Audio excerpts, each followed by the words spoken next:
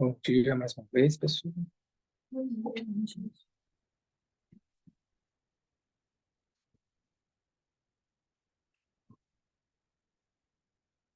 Bom, a gente vai retomar o nosso estudo, então, do texto do Django Control.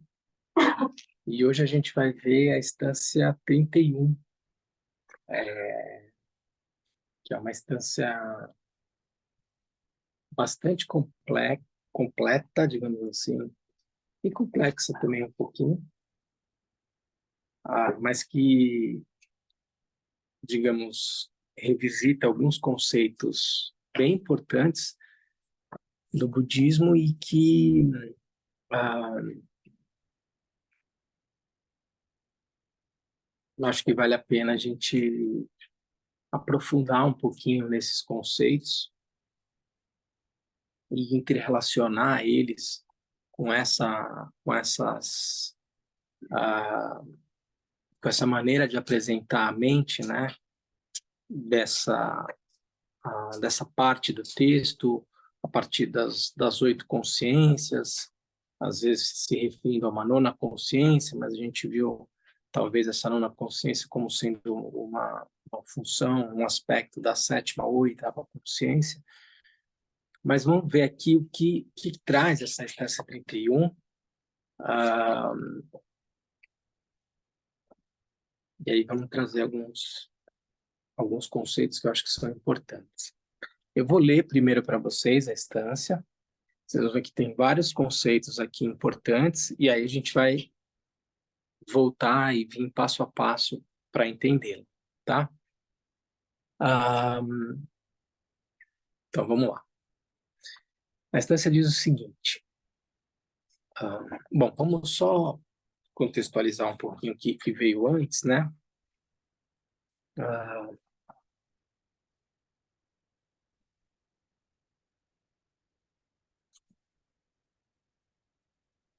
desde a instância 27, a gente vem falando da instância 26, a gente vem falando que a mente iludida consiste nos 8 grupos de consciências impuras, Namshe Tsogye, e aí ele vem descrevendo, né, essas 8 consciências, na instância 27,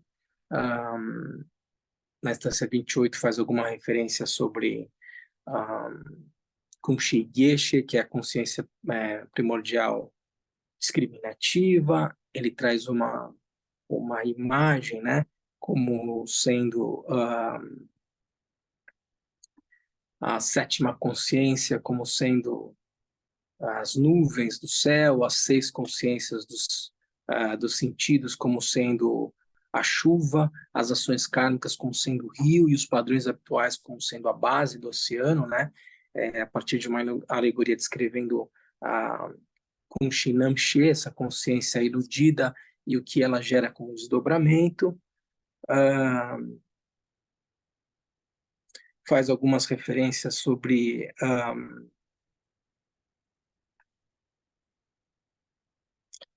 o pensamento discriminativo e o pensamento de apego, que a gente viu Sosurtopa Yeshe, né? A gente fez aquela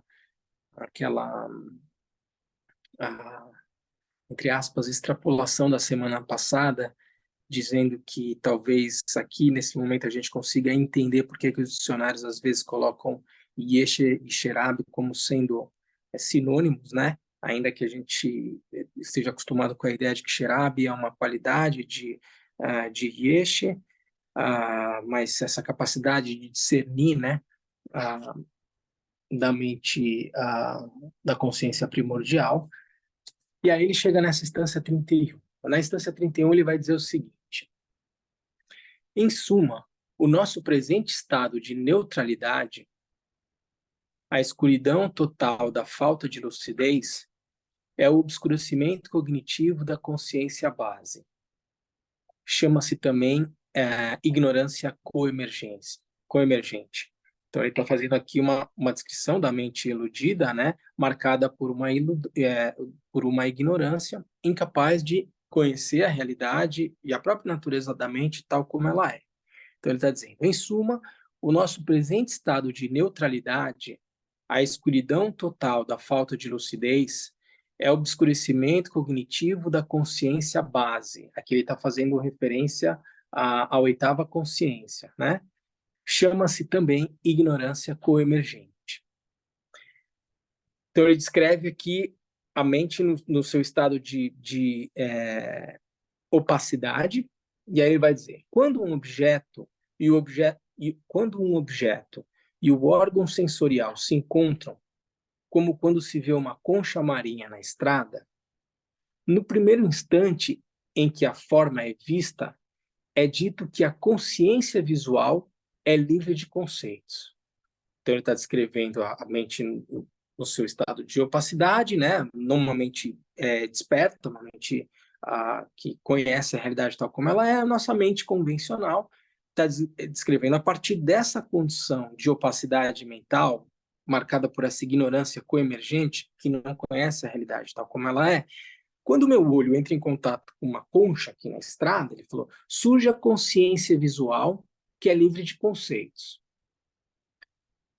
Então, ele está descrevendo aqui, ele traz exemplo da consciência visual, ele está fazendo referência a uma das 5 consciências sensoriais, né? Consciência visual, poderia estar falando da consciência auditiva, tátil, gustativa, olfativa. Ele mencionou a consciência visual. Então, no primeiro instante em que a forma é vista, é dito que a consciência visual surge e ela é livre de conceitos. Mas devido a esse apego, mas devido a esse contato, do órgão sensorial com o objeto, que faz manifestar a consciência, a partir dessa consciência, ele vai dizer, né, mas devido a esse contato, aquilo que se denomina sensação ocorre. Ele está começando a fazer uma descrição dos 5 skandhas ou dos 5 agregados, tá? Ele está falando em contato, forma, né? Aí ele vai falar em sensação, mas devido a esse contato, aquilo que se denomina sensação ocorre. E então, se for uma concha branca e bela, o prazer mental e assim por diante. Nesse ponto, com o surgimento do apego e da aversão, dá-se a chegada da consciência perturbada, que é a 7ª consciência, a noção de eu. Então, forma, contato visual, faz manifestar na descrição do texto aqui inicial consciência sensorial. A partir dessa consciência sensorial, manifesta-se uma sensação, a partir de uma apreciação, né, dessa 7ª consciência, dessa perspectiva de que há um eu, um objeto e alguma sensação em relação a esse objeto. Surge, então, sensação. Nesse ponto, com o surgimento do apego e aversão, dá-se a chegada da consciência perturbada. Então, aqui, ele logo em seguida, a partir dessa sensação, ele diz, olha, se manifesta essa 7ª consciência, essa impressão da presença de um eu, que aprecia esse suposto objeto externo. Daquilo que se denomina percepção, surge a formação, e assim por diante. Ele está descrevendo aqui os outros skandhas, percepção, formação mental, né? Aqui ele já citou os 5 skandhas. E assim por diante. Por meio dos 12 elos interdependentes, gira a roda de existência samsara. Então ele está fazendo referência aos 5 skandhas, os 5 agregados, e agora ele está fazendo referência aos 12 elos interdependentes, que é um conceito fundamental quando a gente vai descrever o samsara, ou o ciclo de renascimentos, né? Então, 2 conceitos fundamentais aqui, 5 skandhas, ou agregados, e 12 elos interdependentes. Ainda que você tentasse bloquear a consciência visual e a consciência mental, elas não cessariam.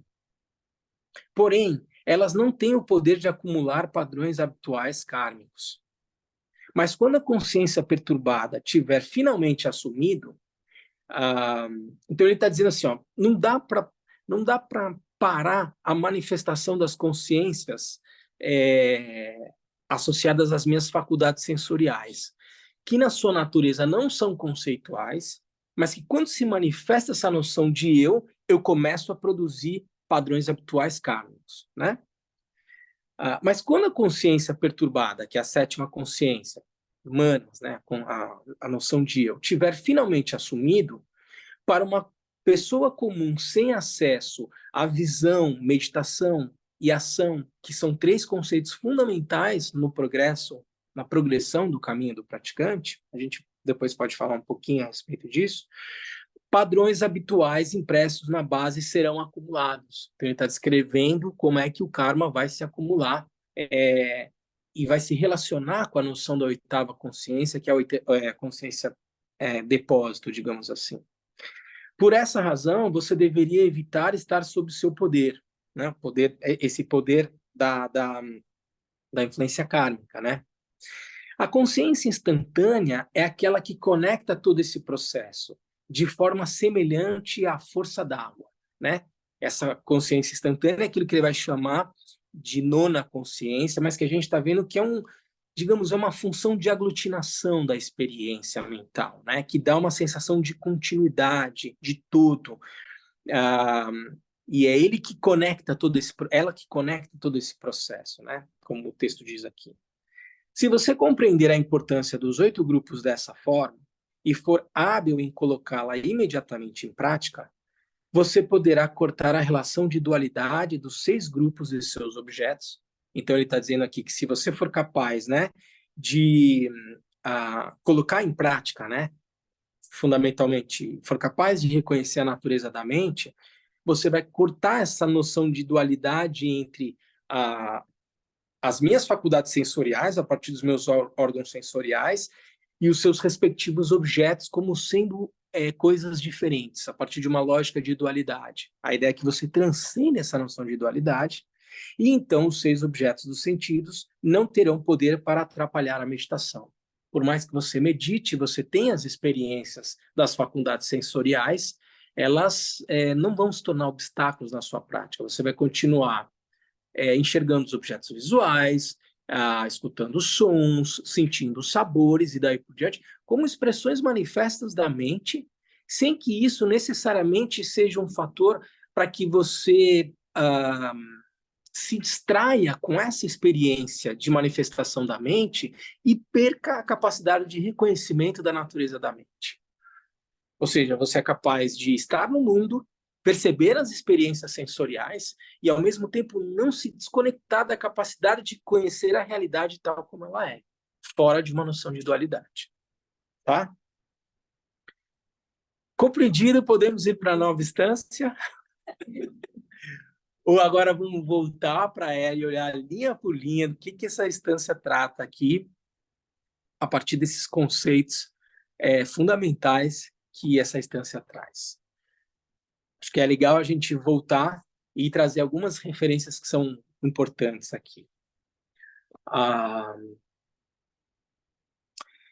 Em suma, as primeiras linhas. Em suma, o nosso presente estado de neutralidade, a escuridão total da falta de lucidez, é o obscurecimento cognitivo da consciência base. Então, ele está fazendo a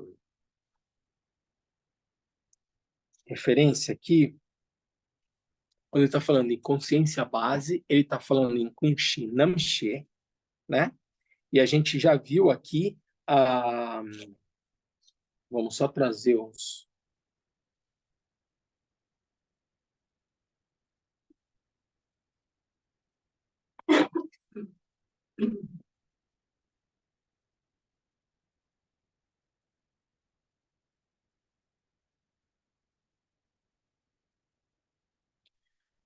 O conceito, né, a maneira como a gente traduziu com Shinamshe como consciência base, a gente está fazendo referência, então, a essa noção de Alaya Vijnana, de oitava consciência. Então, ele está dizendo o seguinte: em suma, o nosso presente estado de neutralidade, a obscuridão total da falta de lucidez, ou seja, da incapacidade de conhecer a realidade tal como ela é o obscurecimento cognitivo da consciência base. Chama-se também ignorância coemergente.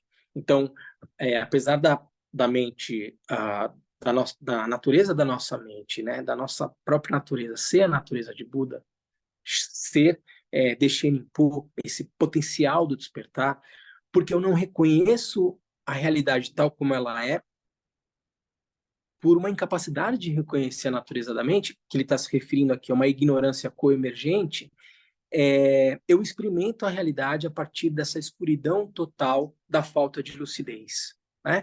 E isso que ele está chamando de um estado de neutralidade. Quando ele está falando, portanto, da falta de lucidez, da ignorância, portanto, eu acho que é extremamente importante a gente fazer referência à Prajnaparamita, né? Se a gente está falando numa ignorância fundamental, que sabedoria é essa, então, que seria capaz de fazer com que eu reconhecesse a realidade tal como ela é? Sherabi, esse pensamento discriminativo ou sabedoria discriminativa que a gente, de alguma forma, fez uma correlação com a noção de Yeshe no domingo passado. O que é, então, conhecer essa realidade tal como ela é?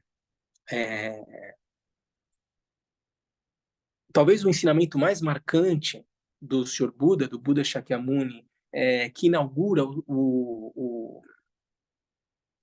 segundo giro da roda do Dharma, é o ensinamento dado, digamos, direta e indiretamente pelo Buda Shakyamuni ao presenciar o diálogo entre Shariputra e Avalokiteshvara no Pico dos Abutres, há 2.500 anos atrás aproximadamente. Portanto, é um encontro, né, em que o Buda Shakyamuni, na presença de todos os seus alunos e tal, testemunha esse diálogo e subscreve a descrição que a Avalokiteshvara faz da prática do conhecimento transcendente ou da prática da sabedoria ou de Sherabi, enfim, da Prajnaparamita. O que diz o texto? Assim, essa é a Prajnaparamita. Assim eu vi. Certa vez o Bhagavat, o Buda Shakyamuni, estava em Rajagriha, na Colina dos Abutres, na companhia da grande comunidade de monges e da grande comunidade de bodhisattvas. Entrou um samadhi denominado percepção profunda que observa atentamente todos os fenômenos. Então, o Buda Shakyamuni entra nesse estado de lucidez, descrito como percepção profunda que observa atentamente todos os fenômenos. No mesmo momento, o sublime Bodhisattva Avalokiteshvara, estando em absorção no conhecimento transcendente, portanto, absorto na prática da sabedoria, da Sherabi, né, viu que a natureza dos 5 agregados, tá? Por isso que eu estou trazendo essa referência do texto da Prajnaparamita, porque a Prajnaparamita vai trazer uma descrição direta sobre os 5 agregados ou 5 skandhas, tá? Então, Avalokiteshvara viu que a natureza dos 5 agregados era vazia. E a noção de vacuidade aqui, ou de vazia, gente, precisa ser instituída, assim, desinvestida de uma perspectiva de nihilista, de simplesmente um nada. Essa noção de vacuidade aqui, ou de vazio, deve ser compreendida com uma noção de vazio de uma existência inerente, vazio de algo que existe em si próprio, do ponto de vista ontológico. Então, Avalokiteshvara viu que a natureza dos 5 agregados era vazia. Depois, pelo poder do Buda, o venerável Shariputra, então, Buda Shakyamuni está ali, Avalokiteshvara está praticando, vários Budas e Bodhisattvas ao redor, e aí o Shariputra, então, perguntou ao Bodhisattva Avalokiteshvara: como devem treinar-se os homens e as mulheres afortunados que desejam realizar o profundo conhecimento transcendente? Conhecer essa realidade tal como ela é. Isso que o Avalokiteshvara está experimentando naquele momento. Shariputra fala: como é que a gente faz para praticar isso? Assim ele falou. Então, o Bodhisattva Mahasati Avalokiteshvara respondeu ao venerável Shariputra: Shariputra, aquele ou aquela que desejam entregar-se à prática do profundo conhecimento transcendente devem ver assim. Ele deve ver que a natureza dos 5 agregados é vazia e totalmente pura. Vazia de uma existência inerente, totalmente pura. A forma é o vazio. O vazio é a forma. Primeiro agregado. A forma não é nada além que o vazio não é nada além do que a forma. Da mesma maneira que as sensações, as percepções, as formações mentais e as consciências são vazias. Ele está descrevendo os 5 agregados aqui, os 5 skandhas. Assim, Shariputra, todos os fenômenos são vacuidade. Eles não têm nem características, nem origem, nem fim. Eles não são nem impuros, nem livres de toda impureza. Nem aumentam, nem diminuem. Eis porque no seio da vacuidade Não há forma, sensação, percepção, formação mental, nem consciência. Veja, ele está dizendo não há forma, ele está descrevendo a ausência de uma existência inerente desses escamas. Não há nem olho, nem ouvido, nem nariz, nem língua, nem corpo, nem mente. Então, ele está descrevendo aqui os 6 órgãos, né, incluindo aqui a mente, né, como as referências, né, de faculdades que esse corpo dispõe para conhecer a realidade tal como ela é. Como ela é. Ele está dizendo, não há nem olho, nem ouvido, nem nariz, nem língua, nem corpo, nem mente. Ele está dizendo que não há, porque ele está, de certa forma, descrevendo que esse olho são causas e condições reunidas como um fenômeno composto que é vazio de uma existência inerente. Não há um olho em si. O que há são elementos reunidos num dado momento, espaço e daí por diante, produzindo uma certa faculdade para esse corpo conhecer essa realidade, mas que na essência, se eu olhar esse olho no microscópio, não há um olho em si. São fenômenos compostos transitórios, num processo constante de impermanência. É isso que ele está descrevendo. Então, ele está dizendo, não há nem olho, nem... Primeiro ele disse, não há nem forma, nem sensação, nem percepção, nem informação mental, nem consciência. Aí ele começa pelos dados, né, que a gente vai descrevendo os 18 dados aqui. Não há nem olho, nem ouvido, nem nariz, nem língua, nem corpo, nem mente. Não há nem forma, nem som, nem odor, nem sabor, nem contato, nem fenômeno mental. Então, objeto visual, né? O som, o sabor, e daí por diante está dizendo, não há nem forma, aquilo que eu percebo como objeto visual, não há nem som, nem odor, nem sabor, nem contato, nem fenômeno mental. Não há qualidades inerentes à visão, à audição, ao paladar, ao tato, ao mental e à consciência mental. Aqui ele está descrevendo as 6 formas de consciência. Qualidades inerentes à visão, à audição, ao paladar, ao tato, ao mental e à consciência mental. Não há nem ignorância, nem envelhecimento, nem morte, nem sua respectiva cessação. Ele está o Buda Shakyamuni, o Avalokiteshvara, ele está colocando de ponta cabeça o primeiro giro da roda do Dharma, quando o Buda vai dizer que o samsara é sofrimento, a causa do sofrimento é a ignorância, mas é possível cessar esse ciclo de renascimento e existe um caminho. Ele está dizendo aqui, não há não há nem ignorância, nem envelhecimento, nem morte, nem sua respectiva sensação. Da mesma maneira, não há nem sofrimento, nem origem do sofrimento, nem extinção do sofrimento, nem caminho. Desconstruindo uma percepção reificada, fixa, da noção de realidade que a gente tem, da maneira mais originária descrita pelo Buda Shakyamuni no seu primeiro ensinamento, quando ele vai descrever as 4 nobres verdades. O segundo giro da roda do Dharma, ele coloca a perspectiva da vacuidade como um elemento fundamental. E é por isso que a gente vai, do ponto de vista cronológico, descrever que esse é o segundo giro da roda do Dharma. Assim, é um grande bloco novo de ensinamentos do Buda Shakyamuni para proporcionar a um universo absolutamente complexo e heterodoxo de alunos e estudantes formas diferentes de praticar. Aí ele vai dizer, não há nem sabedoria, nem realização, e nem não realização. Assim, Shariputra, uma vez que para os bodhisattvas não tem nenhum dano, eles apoiam-se sobre a consciência transcendente, então eles apoiam sobre essa capacidade de conhecer a realidade tal como ela é, e ali permanecem. Sua mente é desprovida de todo véu, são destemidos, transcenderam toda visão errônea e passaram definitivamente para além do sofrimento.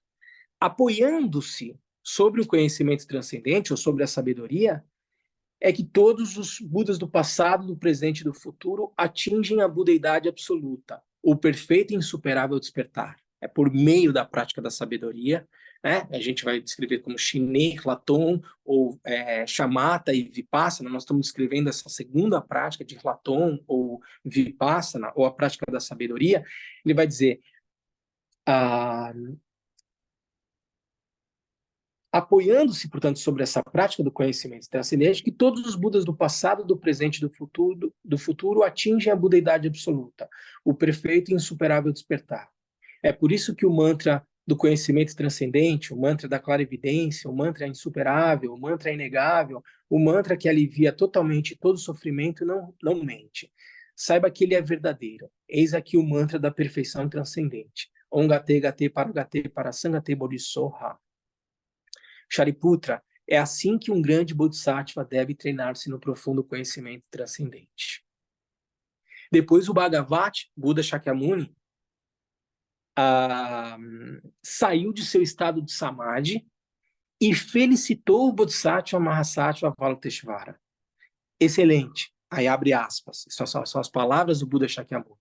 Excelente, excelente, nobre filho. É isso, é isso. Depois que o Bhagavat assim disse, então, o Buda Shakyamuni subscreve a descrição, né, que a Avalokiteshvara faz da prática do conhecimento transcendente.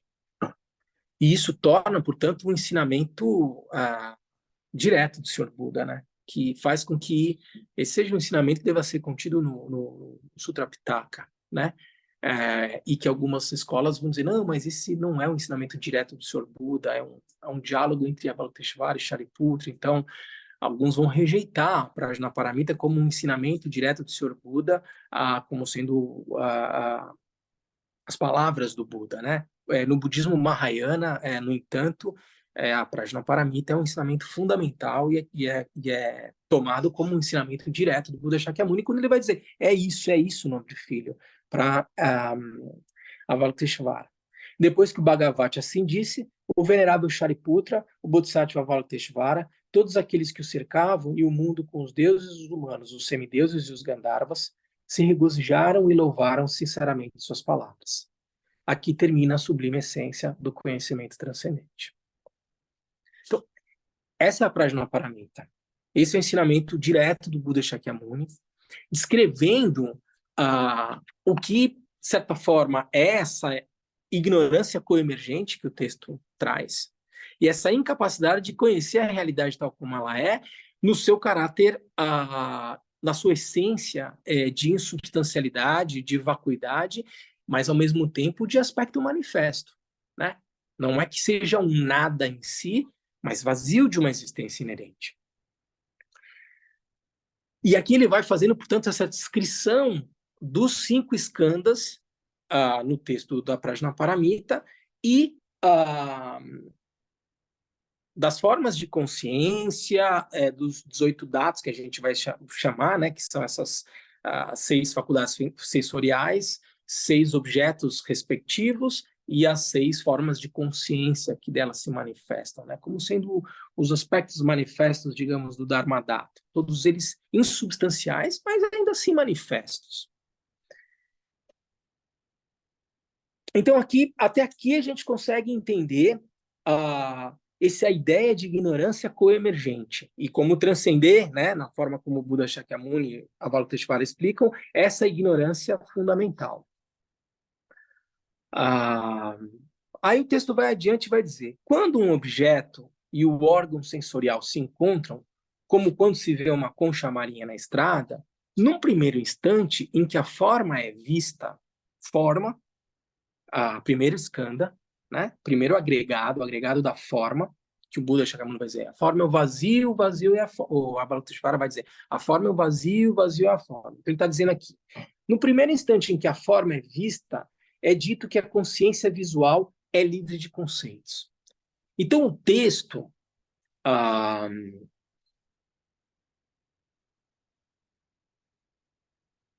ele, ao descrever os 5 skandhas, ele vai colocar aqui forma, consciência, forma. No momento em que entra em contato com a forma, surge consciência, e a partir de consciência, sensação, percepção e formação mental. Essa é a ordem que o texto vai trazer aqui como a descrição dos 5 skandhas. Forma, consciência. A partir da consciência, ele vai dizer, mas devido a esse contato, aquilo que se denomina sensação ocorre. Olha veja, nós estamos entrando aqui na minúcia da experiência de realidade que a gente tem no cotidiano. Eu olho para a flor, ao olhar para a flor, na forma como o texto descreve, surge consciência, e a partir da consciência eu vou ter alguma experiência, alguma sensação. Gosto, não gosto, daí por diante. Alguma percepção, eu vou rotular isso em uma formação mental, uma ação volitiva em direção a essa flor. Tudo isso a gente vai descrever em detalhe agora, mas percebam o que a gente está descrevendo ao ir bem devagar no texto aqui. Ele está dizendo, quando o objeto e o órgão sensorial se encontram, como se vê uma concha, como quando se vê uma concha marinha na estrada, no primeiro instante em que a forma é vista, é dito que a consciência visual, consciência da concha, é livre de todos os conceitos. Mas devido a esse contato, aquilo que se denomina sensação ocorre. Então ele está mencionando aqui o terceiro agregado, o terceiro escândalo, que é o da sensação.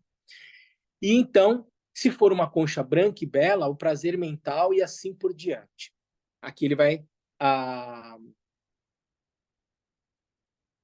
E assim por diante. Ele continua. Nesse ponto, com o surgimento do apego e aversão, dá-se a chegada da consciência perturbada, da noção de eu. Daquilo que se denomina percepção, ele está falando do quarto escândalo aqui, né? Forma, consciência, sensação, percepção, surge a formação, e assim por diante. Então, ele descreveu aqui os 5 escândalos, 5 agregados a partir dessa ordem. Contato, consciência, sensação, percepção e formação.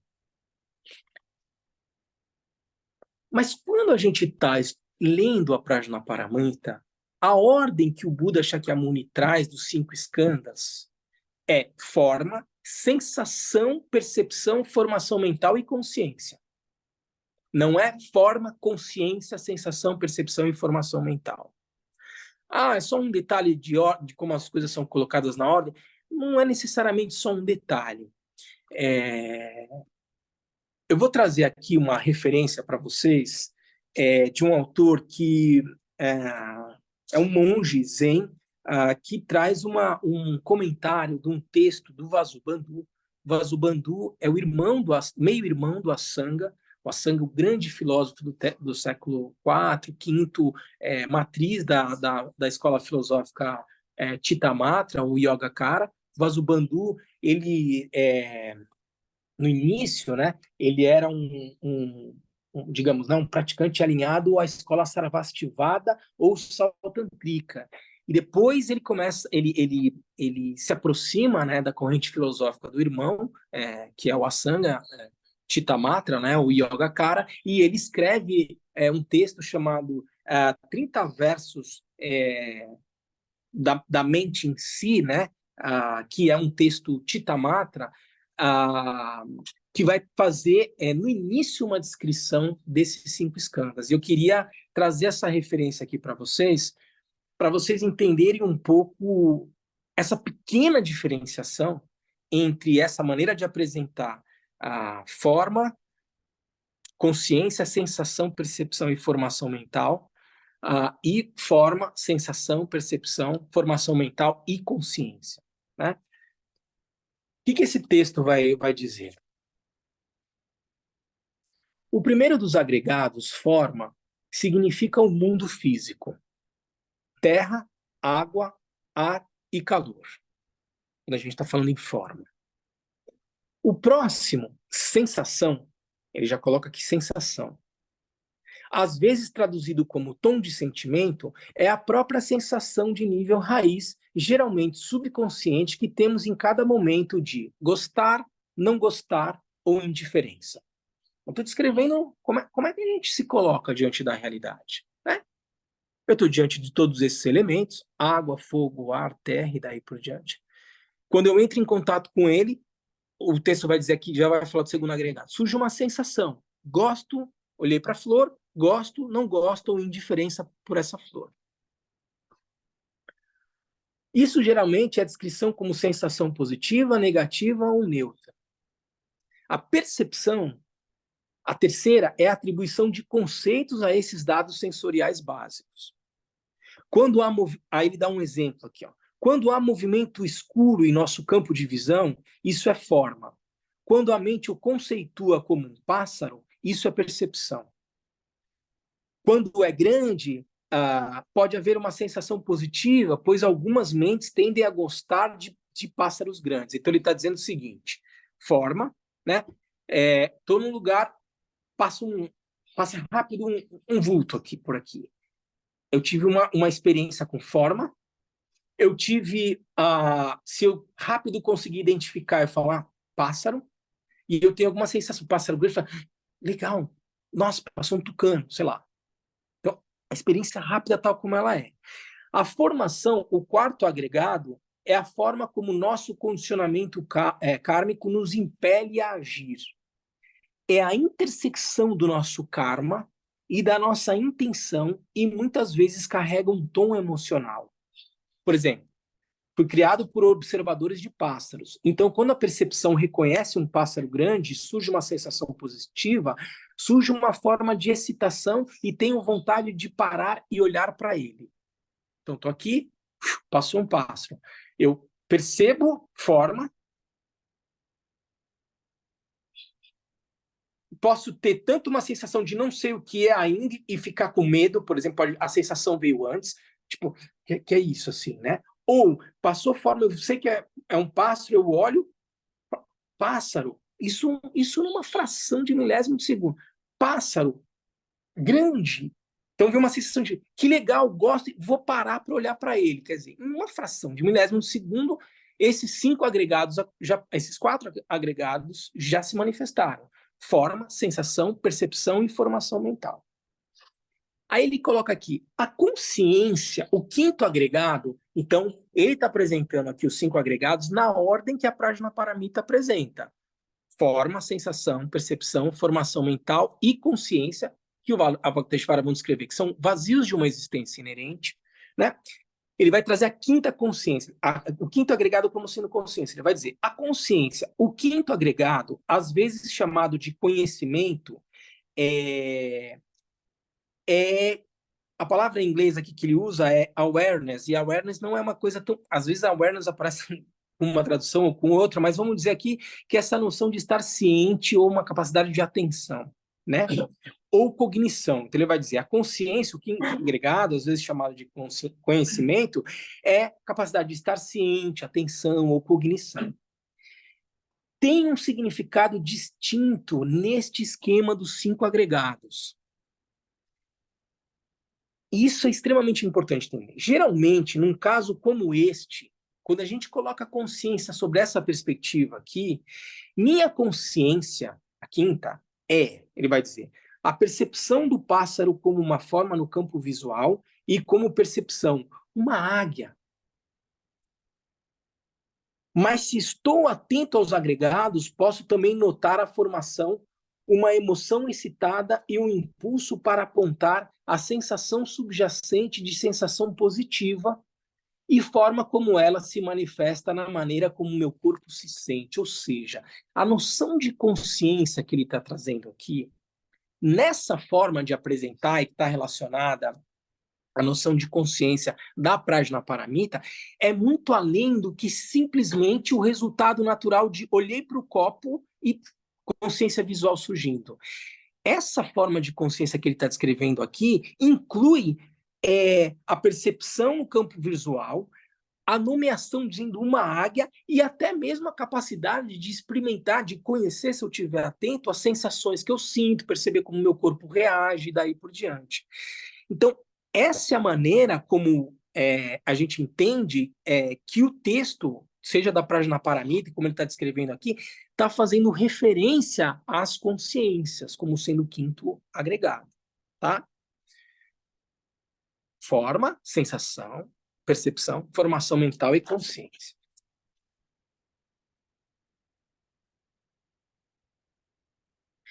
Aí ele traz aqui uma coisa que eu acho que é fundamental, que é a maneira como a escola Chitta-Matra, e esse texto aqui vai trazer a descrição de uma forma talvez mais didática sobre esses 5 skandhas como sendo 5 fatores universais da mente. e que é uma maneira um pouco diferente de descrever os 5 agregados e que está associada à forma como o texto raiz do Django Control descreveu os 5 agregados. Se vocês vão se lembrar, ele começa falando quando um objeto e o órgão sensorial se encontram, como se vê uma concha marinha na estrada, num primeiro instante em que a forma é vista, é dito que a consciência visual é livre de conceitos. Ele já parte de forma para consciência. E ele está falando aqui dessa consciência visual, não dessa forma de descrever a consciência como sendo o quinto agregado que descreve muito mais do que essa simples consciência visual livre de conceitos que ele descreve aqui. Então, por isso que eu falei, parece uma bobagem essa descrição, a ordem da descrição dos 5 escanas, como sendo forma, sensação, percepção, formação mental e consciência, como está na Prajnaparamita, nos textos clássicos, nos textos originários, porque a Prajnaparamita é um texto originário. E a maneira como o Abhidharma Pitaka, os comentários foram feitos para descrever um pouco de forma didática esses 5 agregados, que é o que a gente vê nesse texto Chitamatra, do Vasubandhu, e da forma como o Django Control apresenta isso no texto raiz do texto Criação e Completude que a gente está estudando, que é um texto do século XIX. Tá bom? O que ele vai dizer aqui? Os 5 fatores neste versículo, que reaparecerão mais 2 vezes nos 30 versículos, ele está fazendo referência a esse texto Chitamatra, que são os 30 versos da mente só, né? Que é a essência do pensamento Yogacara ou Chitamatra. Então ele está dizendo, os 5 fatores nesse versículo que reaparecerão mais 2 vezes nos 30 versículos, nos 30 versos, que é o livro, né, que a gente está usando como referência aqui, de onde vêm esses comentários, são uma versão modificada dos 5 agregados. A reformulação dos 5 agregados, nos 5 fatores universais, foi uma inovação do movimento Abhidharma, no qual Vasubandhu fez seus primeiros estudos escritos. Estamos falando do texto do século IV ou V. A percepção e a sensação dos 5 agregados tornam-se 2 dos 5 fatores mentais universais. Então, onde há escandas ou agregados, o conceito aqui é de fatores mentais universais. Tá? Ele está dizendo, percepção e sensação continuam sendo 5 agregados, como descrito no texto originário, né, nos ensinamentos originários do Sr. Buda. Então, a percepção e a sensação dos 5 agregados tornam-se 2 dos 5 fatores mentais universais inalterados. A forma, quando a gente fala em forma, ele vai dizer, a forma é transformada em contato sensorial. Então, quando a gente está descrevendo os escanos, forma, sensação, percepção, formação mental e consciência, nessa perspectiva do Abhidharma aqui, do Vasubandhu, forma é apresentado como contato sensorial. Ao reformular isso, procuramos eliminar o problema de saber se o que percebemos como forma é real. Ou seja, nesse primeiro momento, como nós estamos falando no momento mais originário, eu ainda não sei se essa experiência de forma, ela é real ou não é real. Eu só estou descrevendo um contato sensorial. Por exemplo, tem um zumbido no ouvido, um zumbido constante nos ouvidos. Além disso, nesse momento, há grilos cantando do lado de fora da janela. Digamos que eu tenho um problema de zumbido e tem grilos tocando, fazendo barulho fora da janela. Os sons são extremamente semelhantes e às vezes indistinguíveis. Ao chamar a experiência de contato sensorial e identificar um som, canto ou toque, em vez de uma forma, grilos, né? Eu só captei aqui som. Som não tem forma, né? Então, quando eu uso o primeiro agregado como sendo forma, parece que eu só estou atrelando a noção de algo perceptível pela consciência visual. Então, ele está pegando aqui um som, ele está dizendo, som não é bem forma. Eu reconheço que em uma análise, não sei o que está lá fora. Eu não sei se é o meu zumbido no ouvido ou um grilo cantando lá fora. Só sei que existe algum tipo de experiência sensorial. Forma implica que experimentamos uma coisa ou objeto, ou contato sensorial, simplesmente descreve que há uma ocorrência sensorial. Então ele vai começar a descrever os 5 escandas a partir não de forma, mas de contato sensorial. O agregado da consciência é refeito em atenção nesse sistema. E aqui entra essa diferenciação que eu estava mencionando para vocês. Se na maneira clássica de apresentar os 5 agregados, consciência aparece como sendo o 5º agregado, dessa maneira como ele é apresentado, a consciência aparece como sendo o 2º agregado e não é chamado mais de consciência, mas de atenção. Então é contato sensorial, atenção, e aí a gente vai continuar. Ou seja, nos primeiros textos budistas, o termo consciência geralmente significa awareness, né? Ou estar ciente ou atenção. Mas, às vezes, refere-se àquilo que entra no útero quando uma pessoa embarca em um novo renascimento. Ao usar o termo atenção, o Abhidharma e esse texto nos dão uma definição, um aspecto da experiência que podemos atender. Consciência, ou mais precisamente, para onde nossa consciência está direcionada. Ou seja, quando a gente está falando aqui em atenção, né, atenção como sendo, digamos, uma certa faculdade da consciência, eu tenho consciência, eu sou capaz de voltar a minha atenção a um objeto. Então, o que ele está querendo dizer é o seguinte, ao invés de deixar essa maneira de descrever consciência, que abarca muita coisa do texto originário, como sendo o 5º agregado, ele puxa consciência como sendo o 2º agregado e está fazendo referência só a uma dimensão da consciência que seria a atenção. Então, eu estou descrevendo como eu experimento a realidade. Primeiro, eu tenho um contato sensorial.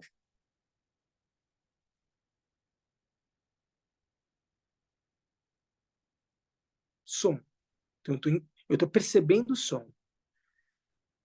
O som se manifesta na minha mente, né? E a minha atenção se volta a essa experiência sensorial. Esse é o 2º passo, assim, né? Assim que eu vou experimentar a realidade.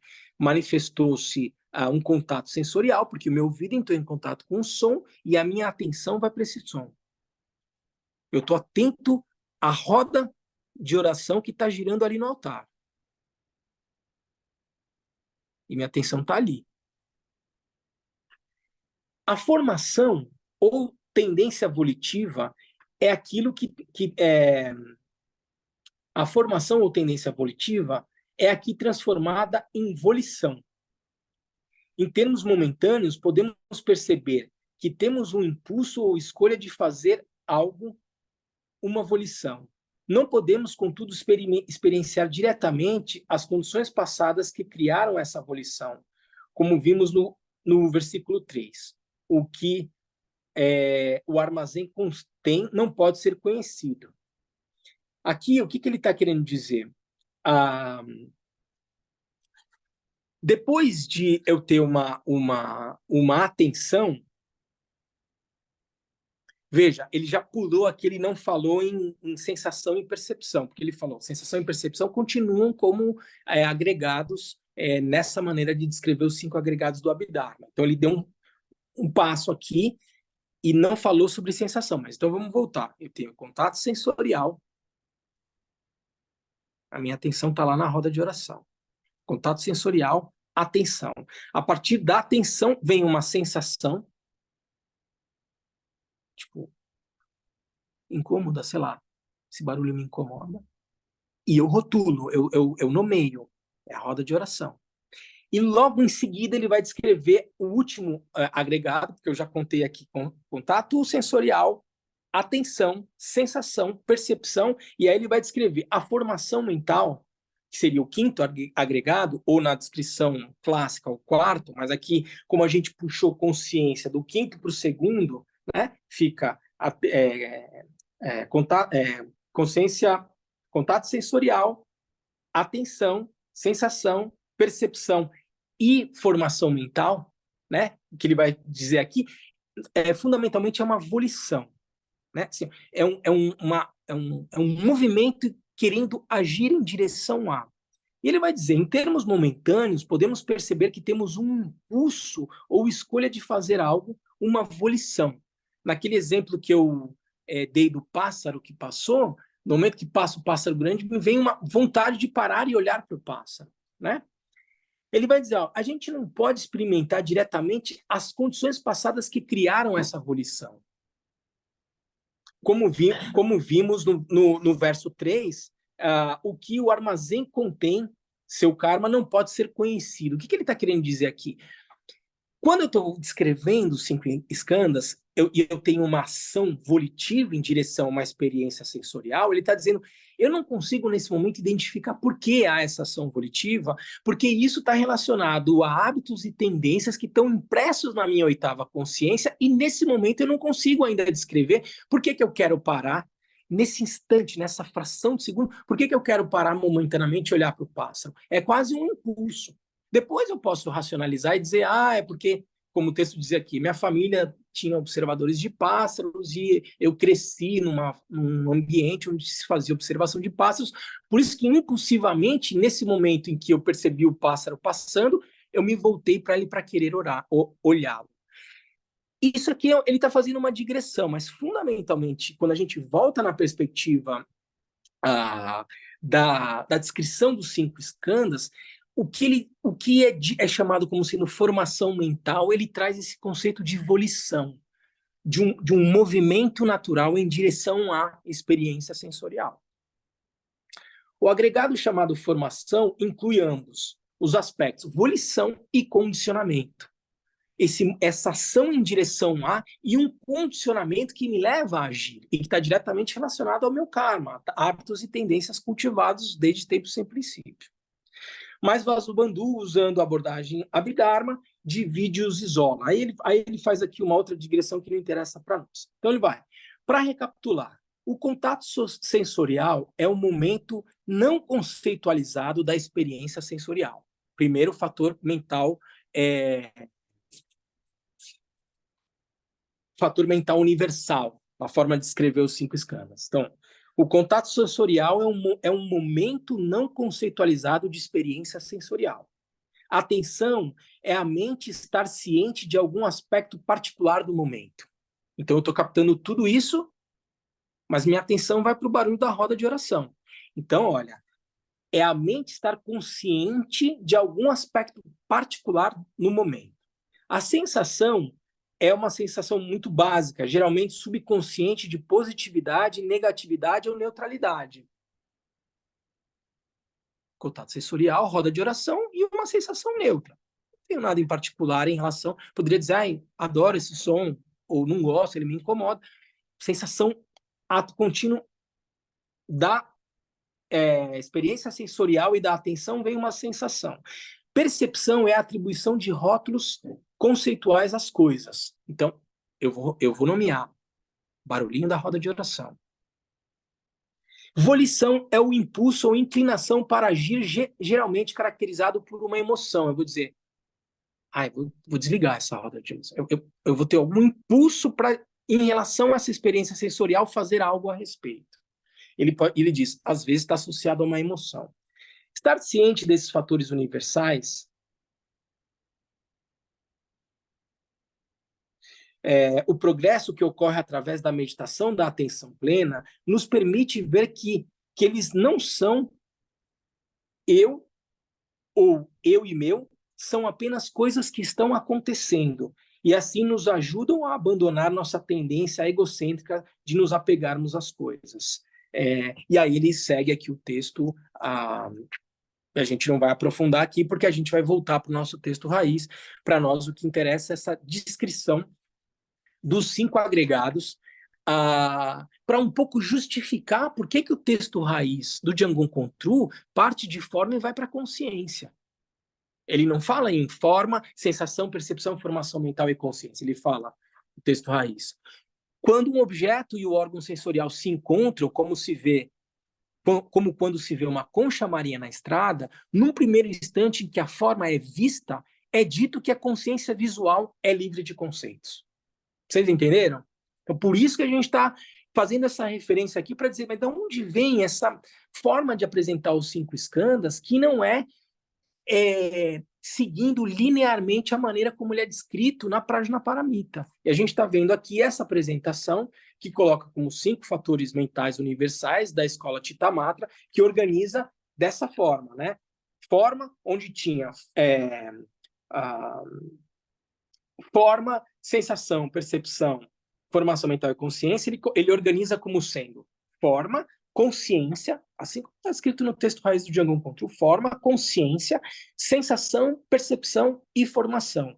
Só que ele descreve esses 5 agregados de uma outra forma. Ele vai dizer onde se entendia que era forma, a gente vai fazer referência a contato sensorial.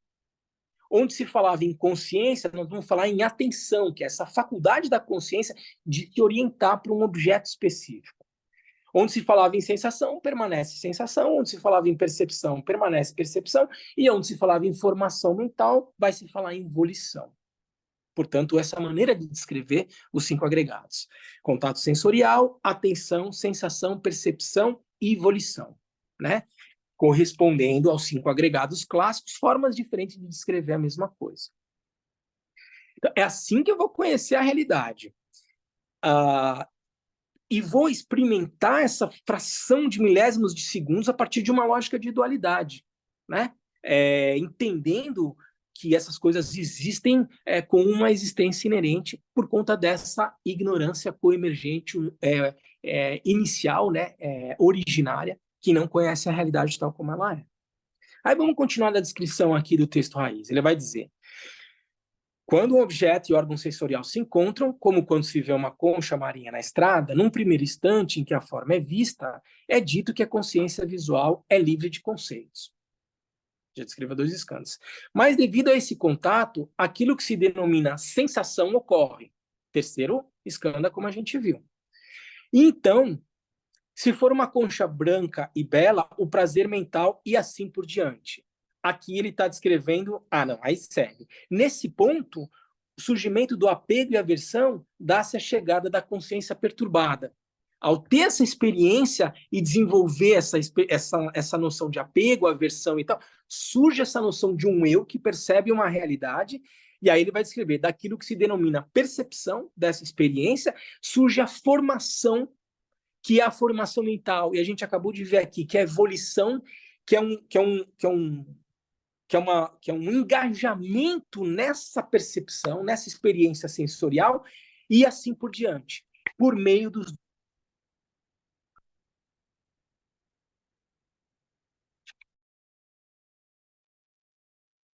Lama.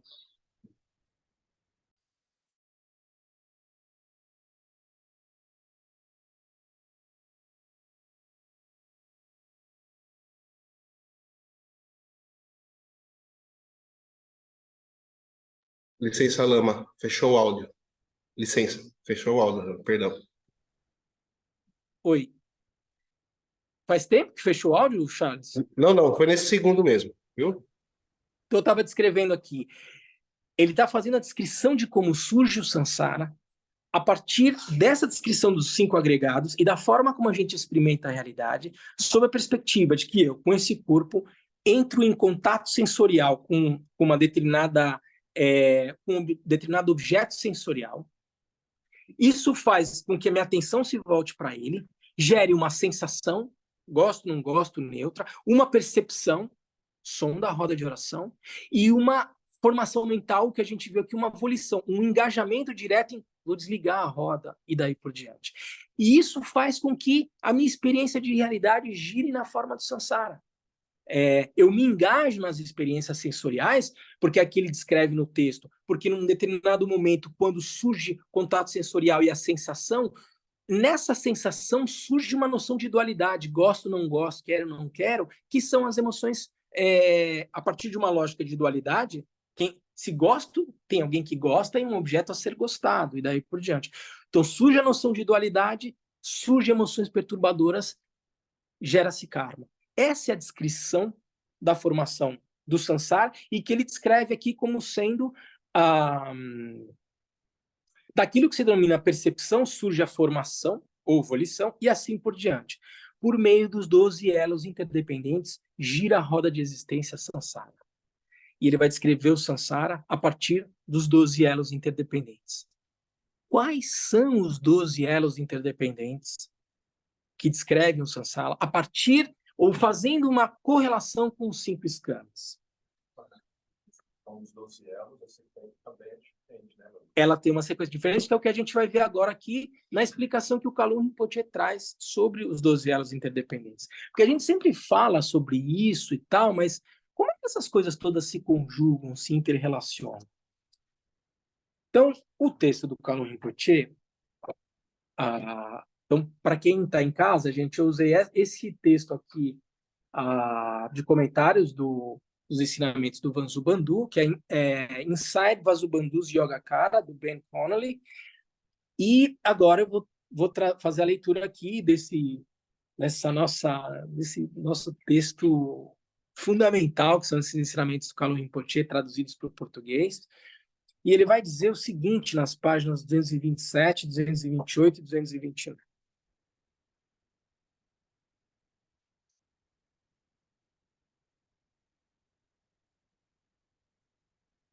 Uma das maneiras de visualizar o funcionamento do samsara é colocar-se sob o ponto de vista do processo das 12 causas interdependentes, ou dos 12 elos interdependentes. Está dizendo que é uma das formas de visualizar o funcionamento do samsara. Ignorância, impulsos kármicos, consciências, nome e forma, fatores de percepção, contato, sensação, desejo, apreensão, vir a ser, nascimento e velhice e morte. São os 12 elos interdependentes. O que ele vai dizer? A maneira mais simples para entender as 12 causas interdependentes é colocá-las em perspectiva cronológica, partindo da morte para voltar a ela depois de ter atravessado todas as etapas do bardo do nascimento e da vida. Ignorância. Antes dessa vida, tivemos a experiência de uma outra vida, no final da qual operou-se a separação da mente e do corpo, o que chamamos morte, que produzia um período de inconsciência semelhante ao sono profundo ou ainda um desmaio. Esse período, variável segundo os indivíduos, mas durando geralmente 3 dias e meio, corresponde, na causa das 12 causas interdependentes, ao primeiro elo, a ignorância. E a gente pode fazer referência a essa ignorância coemergente que o texto raiz menciona, né? Eu tive uma vida, morro, no momento em que eu morro, eu entro no bardo, existem várias descrições de bardo, não vai dar para a gente descrever tudo isso aqui, mas nesse momento, se é um grande ser iluminado, ele, no momento em que morre, ele permanece no estado de clara luz, e ao invés de entrar nessa opacidade profunda, ele reconhece a natureza da mente, alcança o estado de Buda. Por isso os grandes mestres fazem a passagem numa postura de meditação para perceber as experiências de dissolução. Terra, água, fogo, ar, sobe todos esses elementos, mas a consciência permanece lúcida, sobem todos os elementos e ele permanece na lucidez, estado de Buda.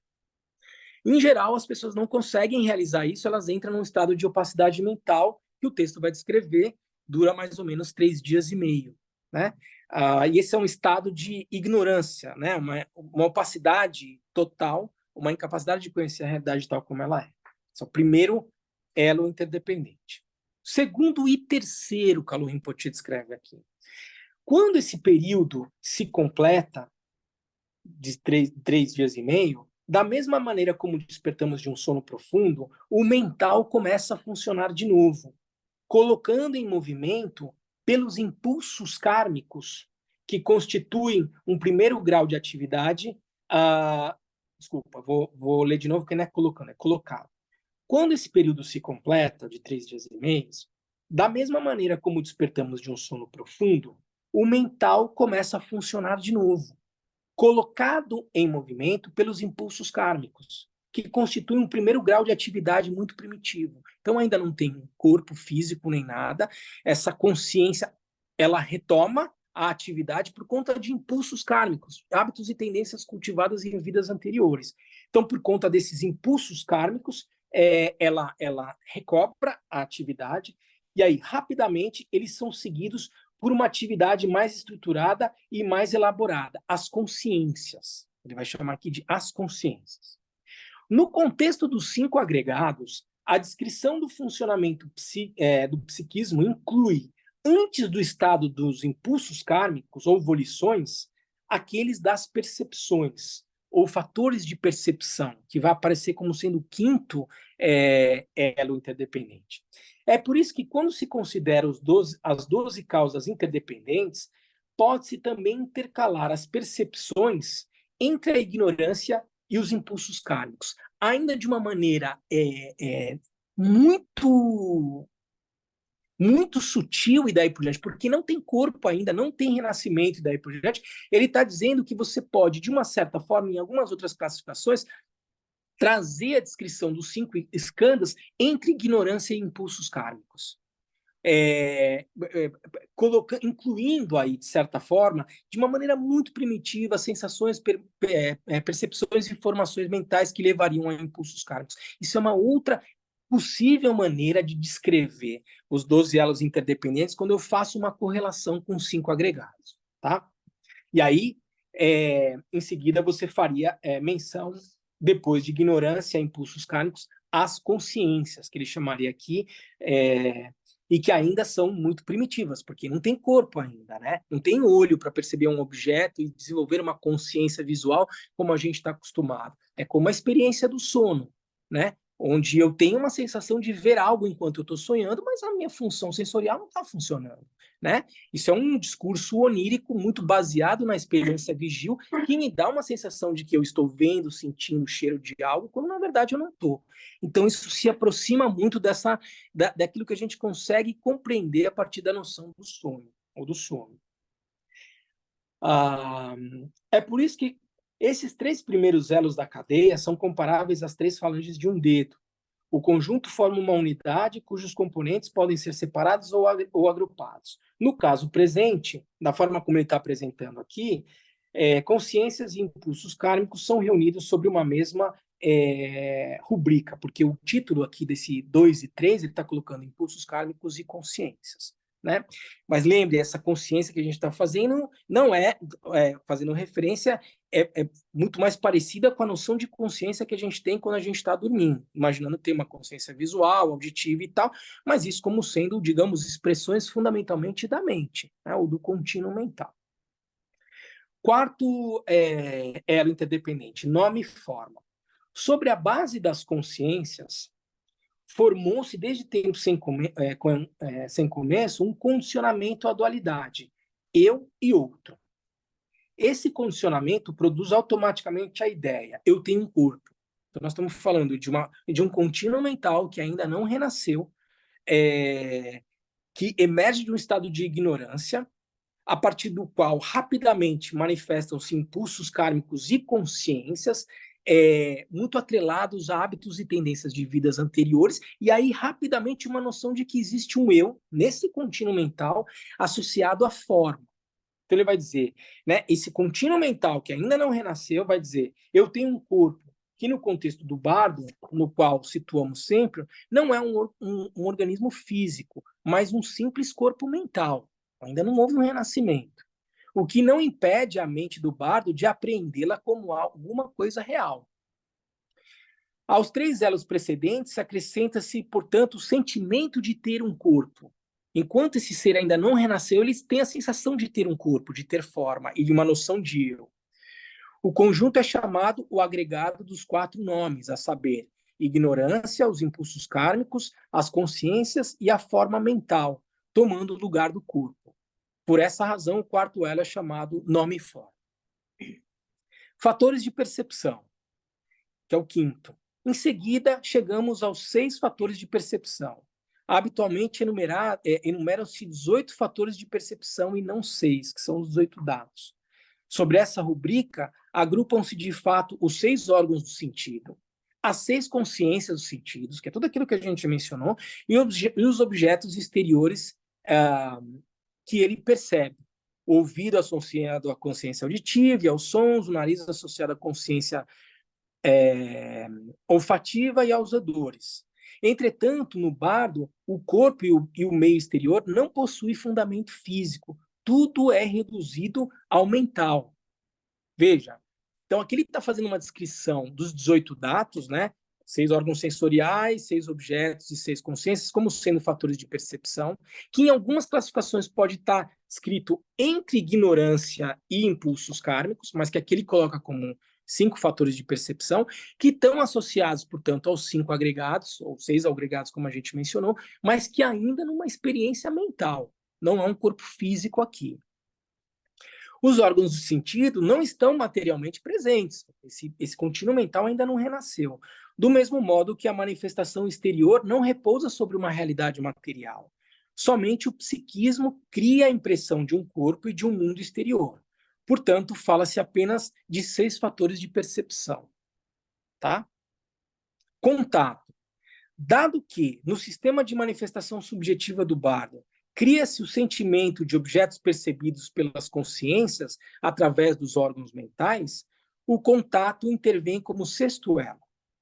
Da mesma maneira que tocamos um objeto com o dedo, as faculdades sensoriais do bardo, que é o período entre um renascimento e outro, entram em contato com seus respectivos objetos, ainda numa função mental. Sensação. Por causa do contato, experimenta-se sétimo elo da cadeia das 12 causas interdependentes, uma certa sensação agradável ou desagradável. Então, aqui nós estamos entrando em sensação. Desejo é o 8º elo. Em seguida, vem o desejo, que toma lugar em uma solidificação da situação devida a uma tendência para interpretar o que é percebido, seja agradável ou desagradável, como existindo verdadeiramente enquanto objeto exterior. Portanto, produz-se o desejo em relação ao objeto.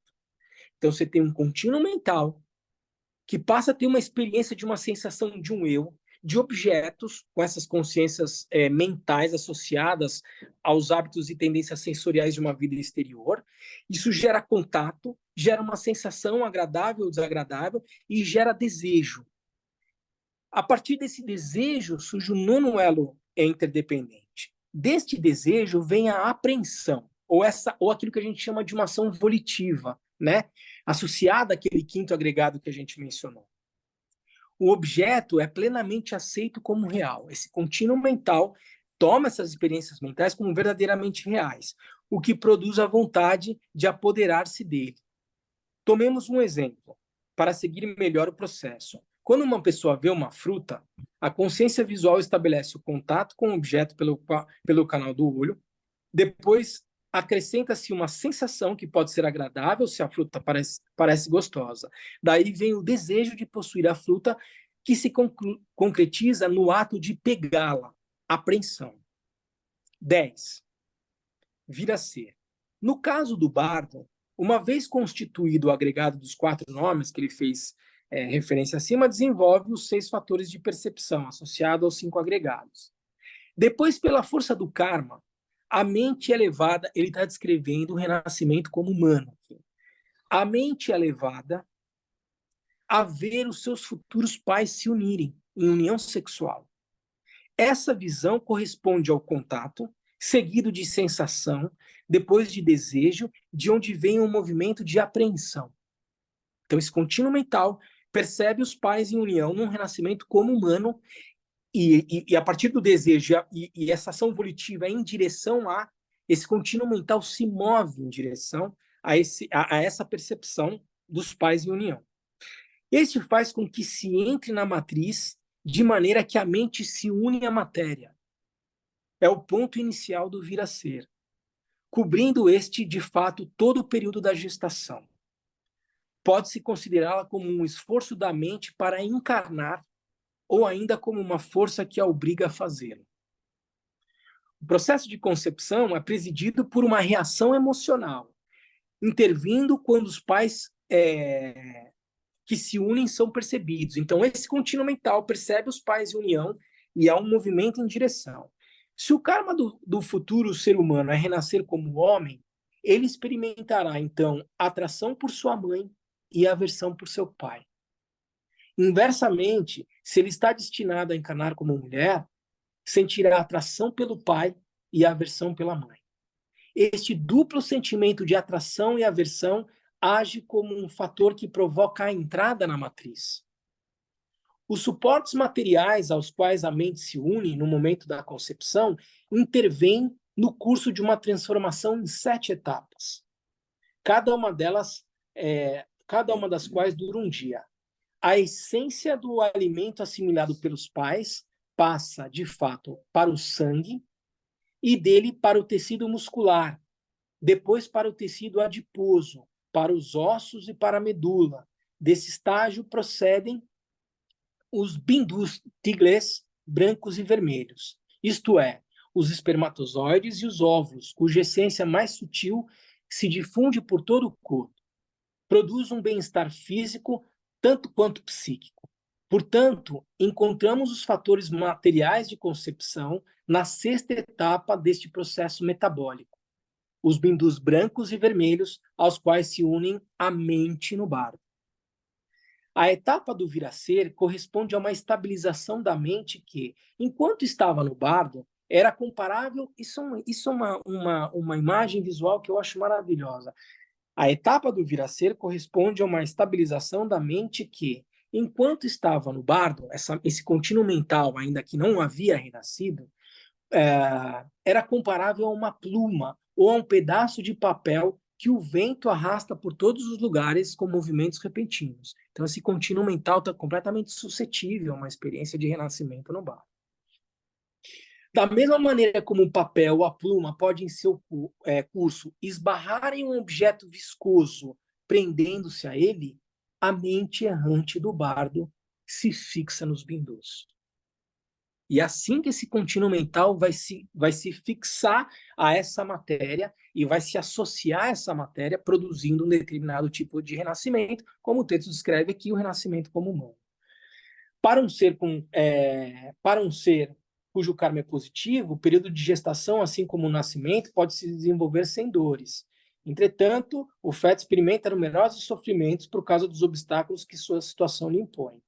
Sabemos bem que nós mesmos ficamos logo incomodados se permanecermos muito tempo com as pernas dobradas ou, ao contrário, se ficarmos com as pernas estendidas.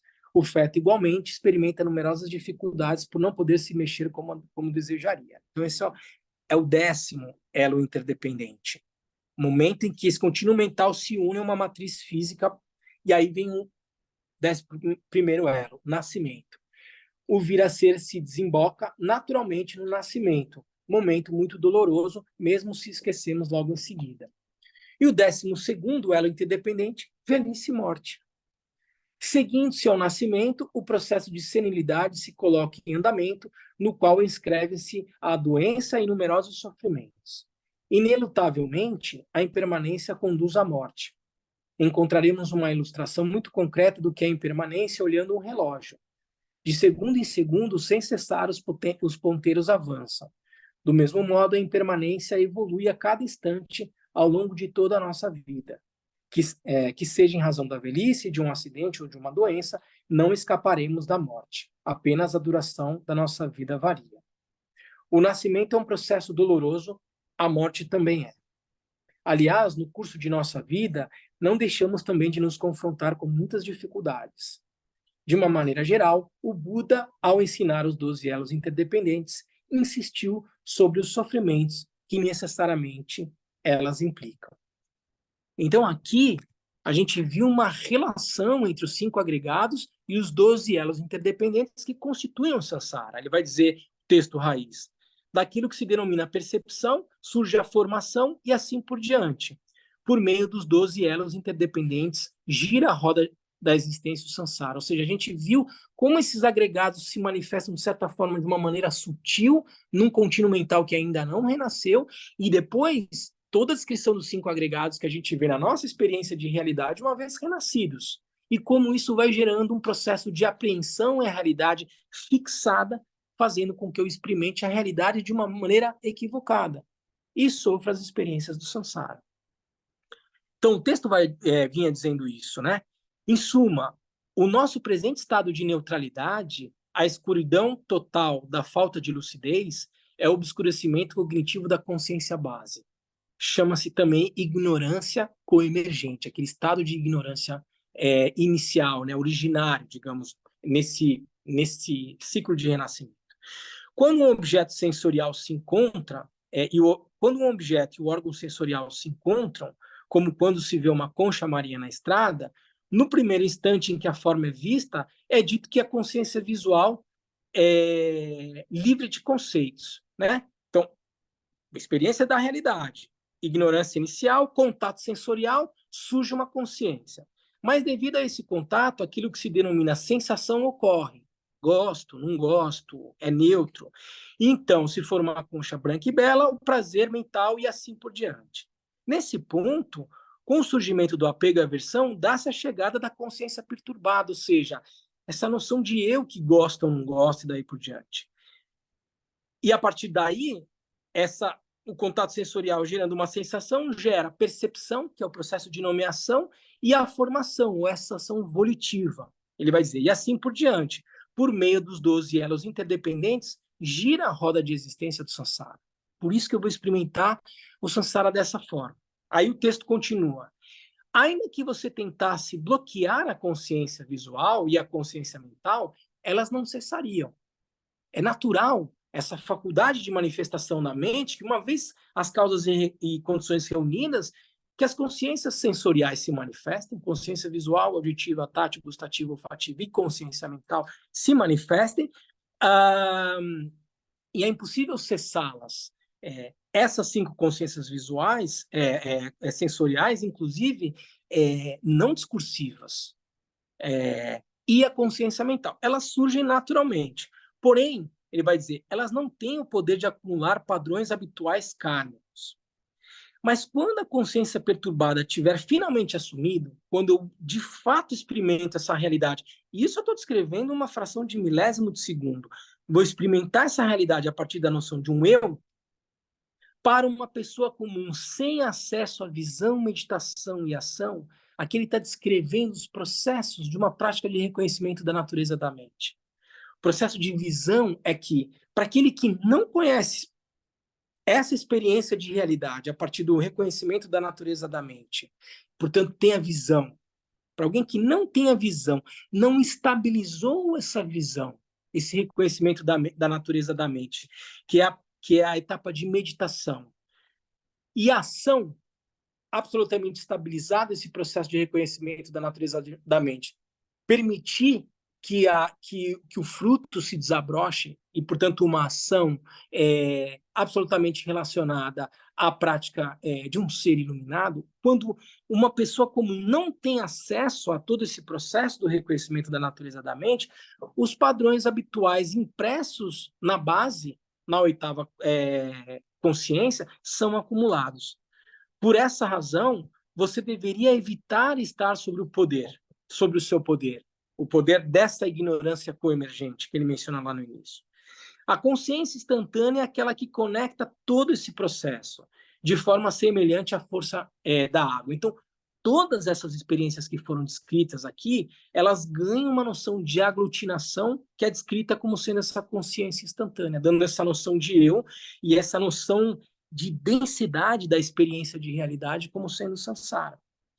Se você compreender a importância dos 8 grupos dessa forma como a gente está descrevendo aqui, as 8 formas de consciência, e for hábil em colocá-la imediatamente em prática, você poderá cortar a relação de dualidade dos 6 grupos e seus objetos, ou seja, dos 6 grupos, das 6 faculdades sensoriais e seus respectivos objetos, e então os 6 objetos dos sentidos não terão o poder para atrapalhar a sua meditação. Se você for capaz de reconhecer essa natureza da mente, todos os fenômenos sensoriais vão se manifestar na sua mente, sem que você necessariamente perca a capacidade de reconhecer a natureza do que são essas experiências sensoriais, como sendo expressão manifesta da mente, o aspecto claridade da mente, fora de uma lógica de dualidade. Essa é a descrição trazida por essa instância 31. Ela é extremamente densa, ela traz conteúdos extremamente específicos, e o esforço aqui foi trazer essa conjugação entre os agregados, os 12 elos interdependentes, as 8 consciências, como sendo uma maneira, talvez, nesse estudo que a gente está fazendo no texto de Jamgon Kongtrul, talvez a experiência, a explicação mais detalhada que a gente vai apresentar daqui para frente ao longo das explicações desse texto. Porque, como a gente já viu, a partir de agora, tanto o Trango Rinpoche ou já um pouco antes disso, quanto o Kalo Rinpoche, vão trazer as explicações dos últimos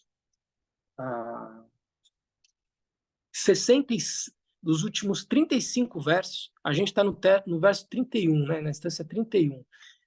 Do 32 ao 67, o Kalo Rinpoche, portanto, mais da metade do texto apresenta isso numa explicação que ele deu nos 7 encontros que ele deu para a gente desse texto. Ele faz tudo isso em um encontro só de 1h30, e o Triângulo Rinpoche vai fazer isso, se o livro tem 150 páginas, digamos, em 15 páginas. Porque aí o texto começa a trazer explicações um pouco mais abrangentes da prática de reconhecimento da natureza da mente, que eu acho que aí faz mais sentido quando a gente tiver mais maturidade, mais acúmulo na prática, para que essa descrição tenha ressonância com a experiência de prática de vocês. Então, talvez aqui tenha sido o último encontro onde a gente entra nesse nível de detalhamento, para que a partir de agora, então, a gente possa seguir da forma como o Triângulo Rinpoche e o Kalo Rinpoche explicaram esse texto do Jamgon Kongtrul de uma maneira mais abrangente. Tá bom? Eu vou perguntar tudo bem, com medo de virem 1 milhão de perguntas e a gente tem que fazer um intervalo, porque eu já avancei 15 minutos aqui. Vou pedir para vocês amadurecerem todas essas ideias. Esse ensinamento fica gravado, então vocês podem revisitá-lo e daí por diante. E aí, se vocês ficarem com alguma dúvida, na semana que vem a gente pode explorar. Tá bom? Tudo bem, pessoal, em casa? Pode ser assim?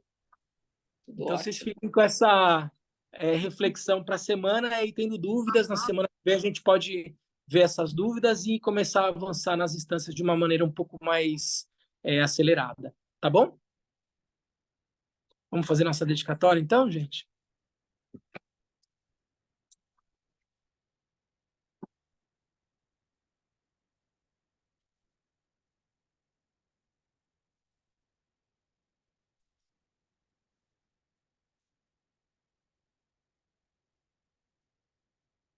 Graças a essa virtude, tendo realizado rapidamente o Mahamudra, possa eu conduzir a esse estado todos os seres sem exceção. Pela graça do Buda que obteve os 3 corpos, pela graça da imutável verdade do Dharma em si, pela graça da infalível aspiração da Sangha, possa essa súplica de dedicatória realizar-se tal como ela é.